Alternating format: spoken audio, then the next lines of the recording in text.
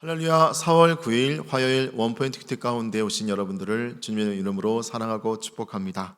오늘 하나님께서 우리에게 주신 말씀은 사도행전 12장 1절에서 10절까지의 말씀입니다. 사도행전 12장 1절에서 10절까지의 말씀 다 같이 한 목소리로 함께 읽도록 하겠습니다. 그때 헤롯 왕이 손을 들어 교회 중에서 몇 사람을 해하려 하여 요한의 형제 야고보를 칼로 죽이니 유대인들이 이 일을 기뻐하는 것을 보고 베드로도 잡으려 할세 때는 무교절 기간이라. 잡음에 옥에 가두어 군인 내식인 네페에게 맡겨 지키고 유월절 후에 백성 앞에 끌어내고자 하더라. 이에 베드로는 옥에 갇혔고 교회는 그를 위하여 간절히 하나님께 기도하더라. 헤롯이 잡아내려고 하는 그 전날 밤에 베드로가 두 군인 틈에서 두 쇠사슬에 매여 누워 자는데 파수꾼들이 문 밖에서 옥을 지키더니 호련히 주의 사자가 나타나매 옥중에 광채가 빛나며 또 베드로의 옆구리를 쳐 깨워 이르되 급히 일어나라 하니 쇠사슬이 그 손에서 벗어지더라. 천사가 이르되 띠를 띠고 신을 신으라 하거늘 베드로가 그대로 하니 천사가 또 이르되 겉옷을 입고 따라오라 한대 베드로가 나와서 따라갈새 천사가 하는 것이 생시인 줄 알지 못하고 환상을 보는가 아니라. 이에 첫째와 둘째 파수를 지나 시내로 통한 쇠문에 이르니 문이 저절로 열리는지라. 나와서 한 거리를 지나매 천사가 곧 떠나더라. 아멘. 이 시간 어떠한 상황에도 하나님은 하나님이란 제목으로 담임 목사님께서 큐티 인도해 주시겠습니다. 할렐루야.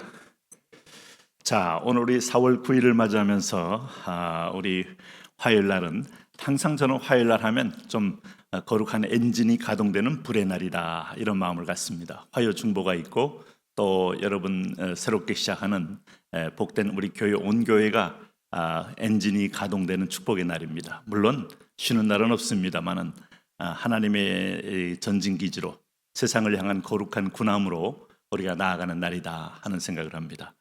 오늘도 힘차게 사도행전 12장 1절에서 10절 말씀을 묵상하면서 말씀과 함께 하루를 시작하겠습니다. 여기 1절을 보시면 그때에, 바로 그때에, 자, 오순절 성령 충만하게 받고 120명이 정말 살아계신 예수님을 경험하고 그 예수님이 보내신 성령님을 체험한 다음에 복음이 온 유대와 사마리아와 땅끝을 향하여 지금 거룩한 시동을 했습니다. 자, 그럴 때 이런 우리가 영적 축제로 인하여 예루살렘 거리에 3,000명이 회개하고 5,000명이 돌아오고 이런 대부흥의 어떤 폭풍이 불고 있는데 그때에 바로 헤롯 왕이, 여기서 헤롯 왕은 헤롯 이른바 대왕, 제일 첫 번째 헤롯 왕, 총 헤롯 왕이 4명 나오죠. 복음서에 2명, 또 사도행전에서 2명 나오는데 다 다른 사람들입니다. 헤롯 대왕, 헤롯 가문은 맞습니다만은 헤롯 대왕은 2살의 아이를 다 죽인 사람이죠. 어쩌면 헤롯 왕이란 통칭을 가진 사람들이 4명이지만 속성은 다 똑같습니다. 여기는 그 헤롯 대왕의 손자입니다. 헤롯 왕이 손을 들어 교회 중에서 몇 사람을 해하려 하여. 왜 해하려 할까요? 특별히 정치적으로는 자기에게 크게 어떤 이해관계를 직접적으로 가질 사람들은 아니에요. 그런데 유대인들이 이 유대인 그리스도인들을 지금 미워하고 싫어하고, 유대인 배후에는 누가 있습니까? 종교 기득권자들이 있잖아요. 산헤드린 공의원이 있고 또 사두개파가 있고 또 바리새인들이 있고 장로들이 있다 이 말이죠. 그럴 때에 몇 사람을 해하고자 하는 이유는 그들의 정치적으로 유대인들에게 좀 호감을 얻고 지지를 얻기 위해서예요. 참 이 자기하고는 직접적인 이해관계 없어도 이런 어떤 입장에서 하나님의 사람들을 핍박하더라 이거죠. 물론 이것도 큰 그림으로 하나님의 뜻 안에 있습니다. 그래서 첫 번째 2절에 보니까 요한의 형제 야고보가 여기서 순교를 당한 거예요. 칼로 죽임을 당했습니다. 어찌 보면 허망하죠. 그러나 여러분, 이것이 또 하나님이 복음 증거를 위한 저 내세의 천국을 분명히 보여주고자 하는 하나의 또 반전의 메시지를 갖고 있어요. 그리고 3절에 보니까 이제 두 번째는 또 누구를 죽이려고 하는가? 유대인들이 이 일을 기뻐하는 것을 보고, 참 유대인들의 어떤 인기와 흐름과 그들의 반응을 보고 베드로도 잡으려 할세 때는 무교절 기간이라. 여러분, 무교절 기간은요 6월절 이후에 일주일 절기입니다. 이 기간에는 유대인들의 재판과 처형을 금했다고 하죠. 그러니까 바로 무교절 기간이기 때문에 바로 죽일 수 없어요. 하나님의 섭리죠. 또 하나님의 간섭이죠. 그래서 4절에 감옥에 투옥해 놓는 겁니다. 옥에가 두어 군인 넷씩인 네 패에 맡기고, 자, 4명씩 4패 16명이 교대로 철저하게 지키고 있는 겁니다.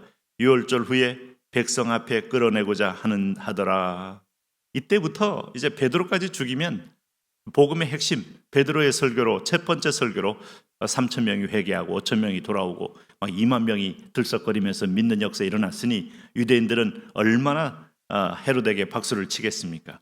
바로 그런 정치적인 인기를 위해서 6월절 후에 백성 앞에 끌어내어 죽이고자 하는 겁니다. 그럴 때 5절에 이에 베드로는 옥에 갇혔고 교회는 그를 위하여 간절히 하나님께 기도하더라. 우리는 여기서 한 가지 또 중요한 것은 하나님은 베드로는 이 유대인을 위한 그릇이라고 했어요. 바울은 이방인을 위한 그릇이라고 했습니다. 그러므로 야고보는 죽어도 베드로는 사명이 남겨 있어요. 아직 유대 땅에 복음을 전해져야 합니다. 그렇기 때문에 베드로는 죽지 않아요. 그러니까 오늘 무교절날이 이르는 것도 하나님의 간섭이고 오늘 옥에 갇힌 것도 하나님의 간섭이고 그래서 갇힌 베드로를 위하여 교회가 하나님께 간절히 기도한 것도 하나님의 간섭이죠. 하나님은 섭리했지만 이것은 성도들의 간절한 기도로 또 그 감옥에서의 하나님께서는 해방을 하나님은 시행하시더라 이겁니다. 참 재미있죠. 우리가 하나님의 온전한 섭리가 있어도 그냥 이루어지겠지 이렇게 상상하지 마세요. 내가 기도하고 내가 구하고 내가 소원하고 그래서 나를 통하여 이루어지는 것을 통해서 내 믿음이 자라고 하나님은 나의 믿음의 순종을 통해서 영광 받으시는 거예요. 에스겔서에 말했던 그래도 내게 구하여야 할지니라. 바벨론 포로 회복이 다 예정돼 있고 계속 선지자들을 통하여 말씀했어도 그래도 내게 통일이 하나님의 섭리 가운데 예정돼 있어도 때가 되면 되겠지. 어느 날 갑자기 되겠지. 나 혼자 기도한다고 될까? 아니요. 그래도 내게 구하여야 할지니라. 아주 중요한 주님의 가르침입니다. 여기도 그렇게 간절히 기도했더니 여러분 보세요. 6절에 헤롯이 잡아내려고 하는 그 전날 밤에 베드로가 두 군인 틈에서 두 쇠사슬에 매여 누워 자는데 파수꾼들이 문 밖에서 옥을 지키더니 호련히 주의 사자가 나타나매 이 기도 응답입니다. 자, suddenly 갑자기 바람처럼 옥중의 광채가 빛나며 또 베드로의 옆구리를 쳐서 깨워 이르되 급히 일어나라 하니 쇠사슬이 그 손에서 벗어지더라. 로마는 여러분 세계적인 제국입니다. 죄인들을 어떻게 다루는지를 압니다. 그리고 정권을 어떻게 유지하는지를 압니다.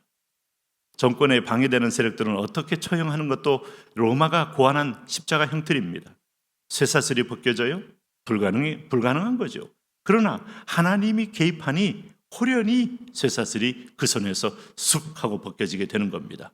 그러면서 나타난 천사가 이르되 띠를 띠고 신을 신으라.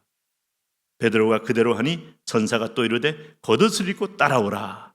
천사가 앞장서고 베드로는 그야말로 천사를 따라 나가는데 천사를 따라갈새 천사가 하는 것이 생시인 줄 알지 못하고 환상을 보는가 하니라. 이게 꿈인가 생시인가 아니면 몽환적인 이게 뭐지 하는데 실제로 천사가 나타난 거예요. 천사는 실존하고 있어요. 하나님이 실존하시듯이 우리의 기도할 때 하나님 우리의 도움 천사, 우리를 향하여 길을 인도하는 천사, 내 문제를 해결하는 천사, 하나님은 수종들은 천사들을 보내어 주시죠. 예수님께서 감람산 기도할 때 마지막 기도 끝날 때 몸에 온 몸이 탈진되었을 때 천사가 내려와 수종을 들었다고 했어요. 여기 10절에 보세요. 이에 이제 풀려졌고 천사를 따라 나오면 석방이죠. Release from the prison. 감옥에서의 석방이죠.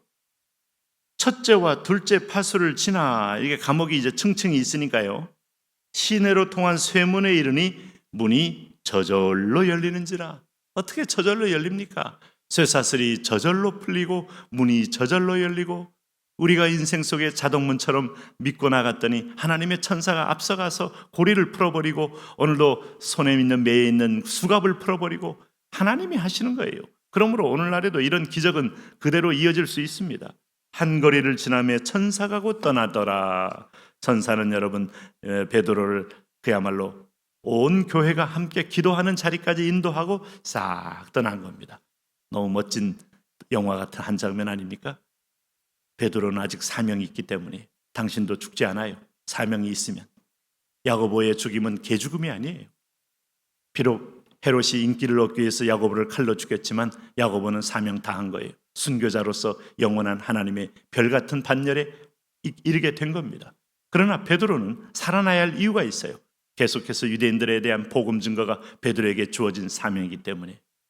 내가 왜 사는가? 부르심 때문에, 소명 때문에. 잊지 마십시오. 오늘도 당신에게 주어진 소명이 뭔가를 곰곰이 생각하고 이 소명을 하나님 나를 이루기 위하여 오늘도 생존케 하시는구나. 그 뜻을 이루어가며 사십니다. 하나님 그렇게 살게 하여 주옵소서. 예수님 이름으로 기도합니다.